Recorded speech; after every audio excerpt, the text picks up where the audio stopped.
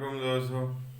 आज आपको बताते हैं कि आर्डर 6 रूल 17 इमेंडमेंट इन दी प्लीडिंग्स जो है वो अगर करनी हो तो उसमें आपको क्या क्या रिक्वायरमेंट चाहिए, फिर अगर प्लीडिंग्स किस स्टेज पे पॉसिबल हैं, फिर अगर आपकी ये एप्लीकेशन डिसमिस हो जाती है या एक्सेप्ट हो जाती है तो दूसरे फरीक को फिर क्या रेमेडी हासिल है, और फिर इस इमेंडमेंट में आप क्या क्या कर सकते हैं कि उसमें नेचर ऑफ सूट और काज ऑफ एक्शन चेंज ना हो।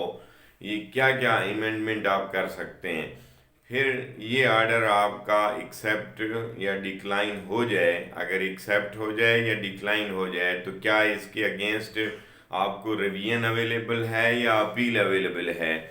तो ये आज की इस पूरी वीडियो में हम आपको इमेंडमेंट ऑफ द प्लीडिंग्स बताएंगे। आर्डर 6 रूल 17 है, और अगर आर्डर हो जाए और फिर कोई प्लीडिंग में इमेंडमेंट नहीं करता तो फिर उसका इफ़ेक्ट क्या होगा और ऑपरेशन इसका कब से स्टार्ट होगा।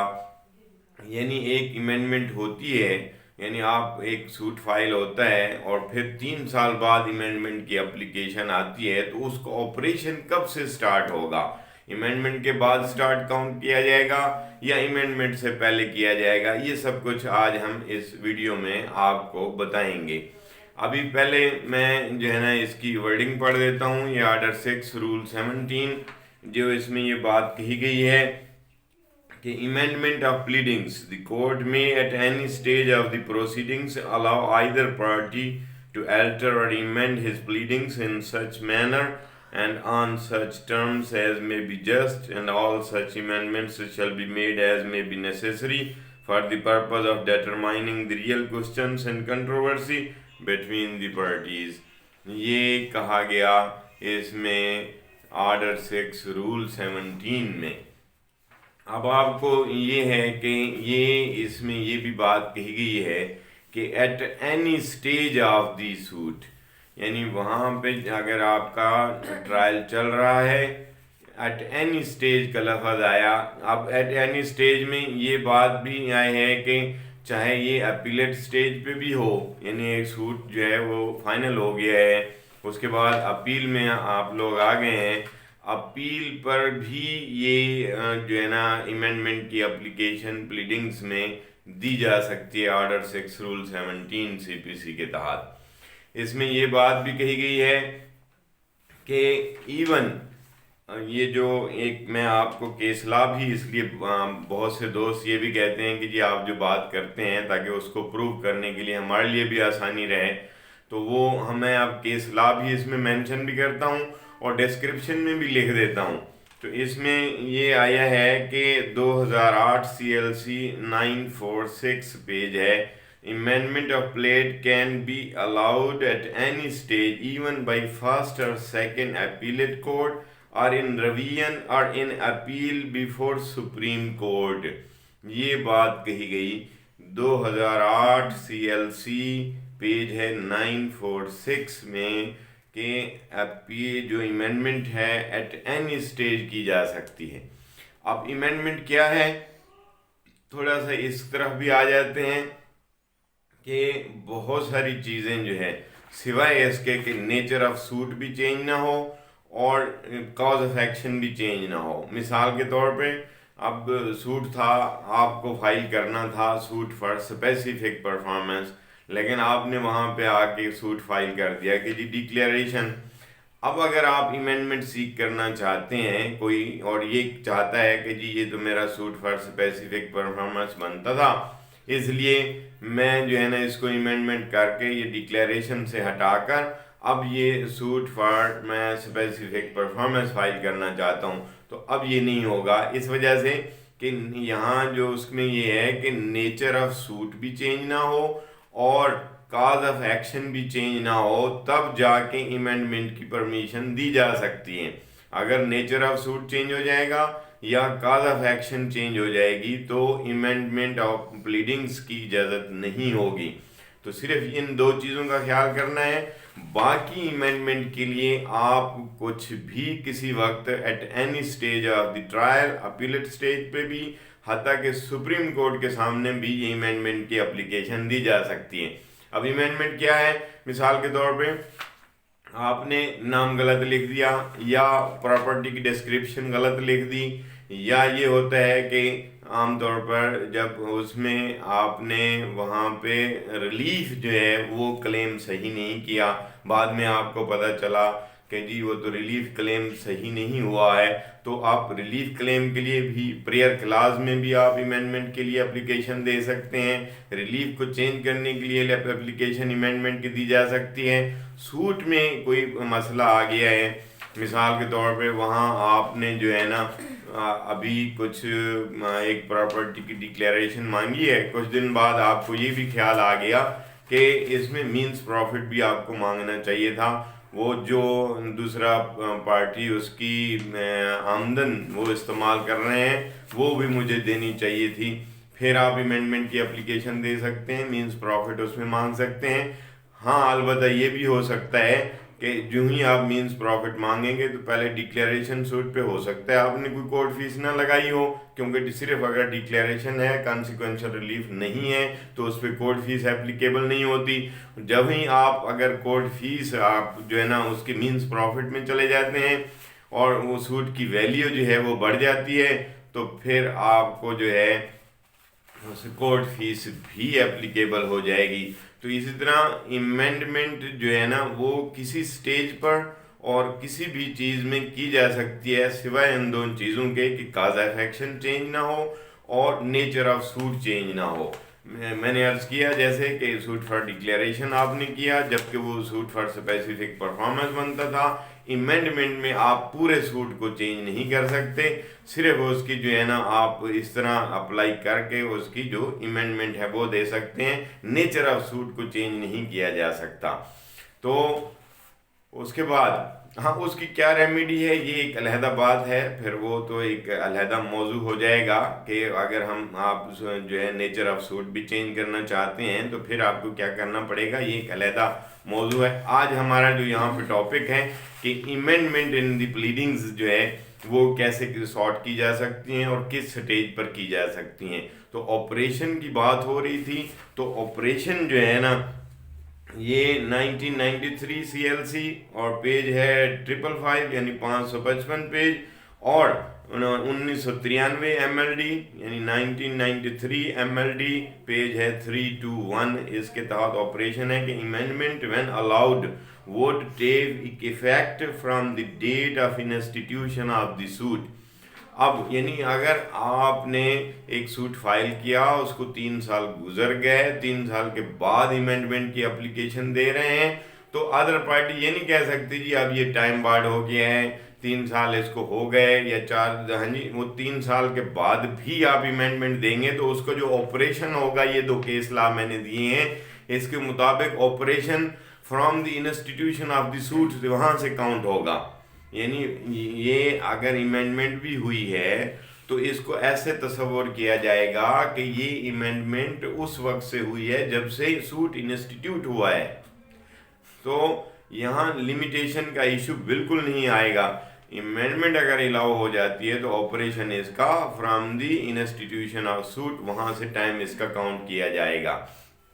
अब बात आती है कि जब ये जो है जो अमेंडमेंट है वो अलाउ हो जाती है, फिर कोई आदमी इसकी अमेंडमेंट नहीं कर पाता, फेल हो जाता है, यानी कोर्ट का जो है ना अलाउ किया, तो फिर ऑर्डर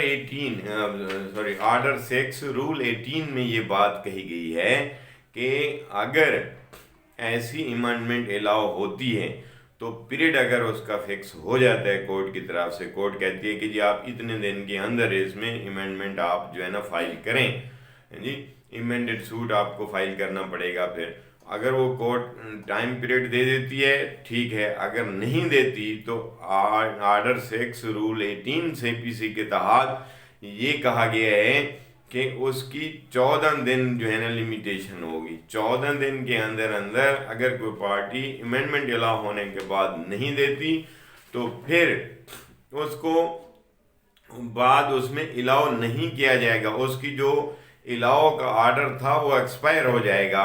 ये रूल 18 में बात कही गई है। बाद औक़ात ऐसा होता है कि बहुत सारी कोर्ट्स जो है, अगर अमेंडमेंट का ऑर्डर हुआ है उसको कोई कंप्लाइंस नहीं करता तो कोर्ट सूट को डिसमिस कर देती हैं। सूट का ये डिसमिस करना ये इलीगल है और ये अगेंस्ट द लॉ है। कोर्ट डिसमिस नहीं कर सकती। जो वर्डिंग है ऑर्डर 6 रूल 18 की, उसमें ये है कि उसकी जो अलाउ वाला जो उसको अलाउ किया गया था वो ऑर्डर एक्सपायर हो जाएगा अगर विद इन लिमिटेशन नहीं किया। यानी वही अर्ज कर रहा हूँ, ये जो कोर्ट का अगर ऑर्डर के सूट को ही डिसमिस कर देना कि अमेंडमेंट नहीं हुई थी, वो अगेंस्ट द लॉ है।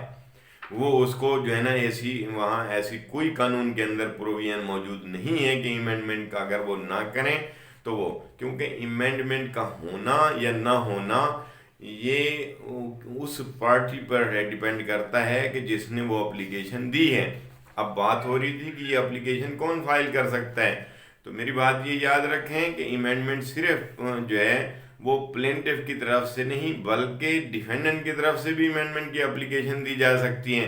वो अपनी रिटन स्टेटमेंट में अगर कोई अमेंडमेंट करना चाहता है तो डिफेंडेंट भी एप्लीकेशन ये सबमिट कर सकता है कि मैं इसमें अमेंडमेंट चाहता हूँ रिटन स्टेटमेंट में। अब कुछ भी अमेंडमेंट की जा सकती है तो उसमें वो रिटन स्टेटमेंट में अमेंडमेंट की एप्लीकेशन भी दे सकता है। इसी तरह प्लेंटिफ जो है अगर वहाँ पे एक सूट फॉर डिक्लेरेशन किया है, उसने पोजेशन क्लेम नहीं किया था, उस वक्त उसके पास पोजेशन था, कुछ दिनों के बाद पोजेशन उससे छिन जाता है तो वो अमेंडमेंट की एप्लीकेशन देकर साथ ही पोजेशन भी क्लेम कर सकता है। वहाँ पे प्रेयर में अमेंडमेंट की जा सकती है, ईयर लीव में वो पोजेशन भी क्लेम कर सकता है। अब ये सवाल आता है कि अगर ये इन्हीं कैसी स्टेज पर फिर ये अमेंडमेंट हो जाती है तो फिर सूट क्या क्या होगा। तो मेरी बात सुने, अगर ये आफ्टर फ्रेमिंग ऑफ इश्यूज हो जाता है तो कोर्ट एडिशनल इशू फ्रेम कर सकती है जो अमेंडमेंट हुई है। अगर एविडेंस के बाद जाकर ये अमेंडमेंट सीख की जाती है और अमेंडमेंट अलाउ हो जाती है तो फिर उस पर एडिशनल एविडेंस दी जा सकती है।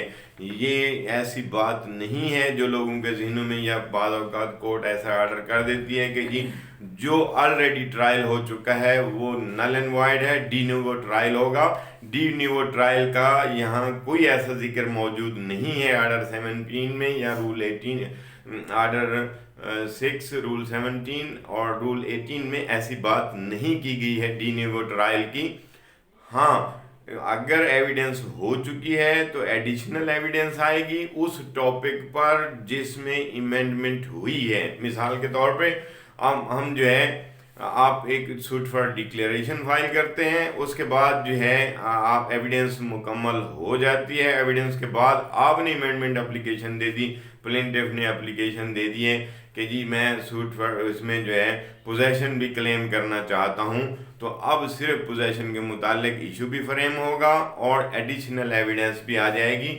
जो पहले एविडेंस हो चुकी है, जो पहले इशू फ्रेम हो चुके हैं वो वैसे के वैसे ही रहेंगे।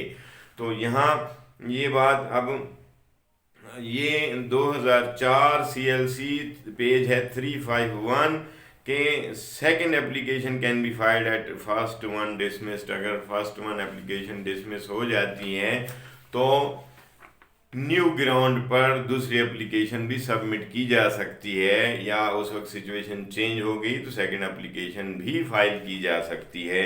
ये 2004 CLC 351 के तहत आई है और 2006 YLR 669 पेज है, 2006 2006 YLR पेज है 669।